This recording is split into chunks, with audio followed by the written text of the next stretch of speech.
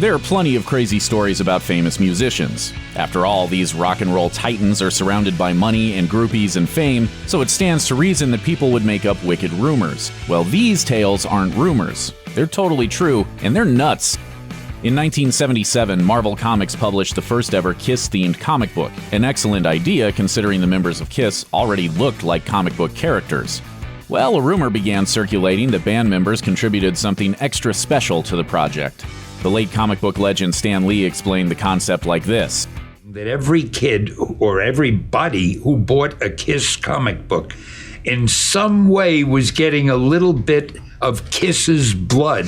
You heard that right. The ink used to illustrate the comic book reportedly had some of the band members' blood mixed into it. Gene Simmons, who regularly spewed fake blood from his mouth during Kiss concerts, confirmed in Kiss Official magazine that this really happened, explaining that someone came up with the idea of putting real blood in the ink. And it sounds like the rest of the band was totally down with the idea. Simmons claims, "We all flew up to Buffalo to Marvel's printing plant where they pour the ink and make comic books." Blood was reportedly drawn and added to the ink, and the whole thing was witnessed by a notary public. All these years later, Kiss members are still dining out on this story. In 2018, Paul Stanley told Sci-Fi Wire, "We put our red blood into the first Kiss comic, and we're thinking of putting something into the yellow ink for the next comic." Do you know what a tour writer is? It's the set of instructions that musicians give to concert promoters to ensure a show runs smoothly. Well, the members of Van Halen concocted what's possibly the most famous tour writer request of all time. A note in the middle of a 53-page document that read, "M&Ms, warning, absolutely no brown ones."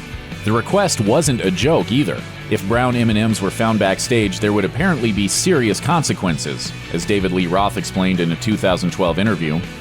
The promoter would forfeit the entire show at full pay. It sounds like typical rock star egotism at work, but there was actually a method to the madness. Van Halen concerts involved complicated lighting and stage directions, and if tour writer directions weren't followed carefully, it could potentially spell disaster. Ultimately, finding brown M&Ms backstage could only mean one thing.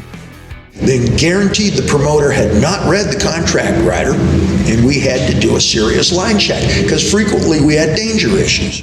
Pretty clever, you gotta admit.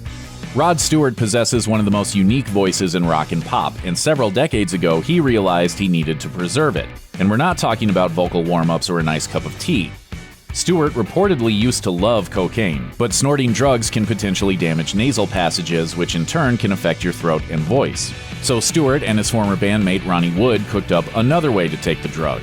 As Stewart told Katie Couric in 2012, "You know the way the French take their medicine in little capsules and put it up their bottom? So we tried that." Glad we got to the bottom of that. David Bowie and Mick Jagger's 1985 cover of Martha and the Vandellas' Dancing in the Street was a bona fide musical event. The idea of a Bowie and Jagger collaboration proved irresistible to fans, particularly since proceeds from the song benefited famine relief efforts in Africa. To this day, the festive video is particularly memorable for the singer's questionable dance moves and serious on-screen chemistry. Well, according to Christopher Anderson's book, Mick, the Wild Life and Mad Genius of Jagger, there was lots of chemistry off-screen as well. In October 1973, Bowie's then-wife, Angie, reportedly returned to the couple's London home, and the maid allegedly told her, "Someone is in your bed." When Angie went upstairs to investigate, she reportedly discovered her then-husband and Jagger in bed together. As Angie tells it, "I certainly didn't catch anybody in the act. All I found were two people sleeping in my bed, and they happened to be naked." According to Anderson's book, Angie was certain that something sexy had taken place. Nevertheless, the three of them reportedly had coffee and orange juice after Bowie and Jagger woke up. In the same book, singer Ava Cherry, who lived in the Bowie residence in the early 70s, is quoted as saying, "Mick and David were really sexually obsessed with each other. Even though I was in bed with them many times, I ended up just watching them have sex." Here's a story that's been flapping around for years. On January 20th, 1982, Ozzy Osbourne played a show in Des Moines, Iowa, and bit the head off a bat. I picked it up. It was a real bat. You know? Was it alive? Well, it was till I bit the head of it, you know.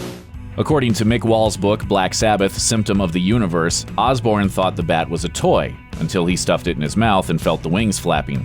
A concert goer named Mark Neal took credit for throwing the bat on stage, but told the Des Moines Register that the creature was already dead. Whatever the case, Osbourne had to get checked for rabies right after the concert. What's more rock and roll than that? Actually, don't answer that, because in 1981, Ozzy reportedly attended a meeting with some CBS record executives and bit the heads off 2 doves. Well, I was kind of peckish when they had the CBS convention. According to Wall's book, Osbourne had wanted to end the meeting in a spectacular fashion by releasing 3 white doves into the air. Instead, Osbourne apparently got too drunk before the meeting, and then he got annoyed with a chatty PR person. As he explained it, "I pulled out one of these doves and bit its head off, just to shut her up. Then I did it again with the next dove, spitting the head out on the table, and the woman fell on the floor screaming." Man, talk about a PR nightmare.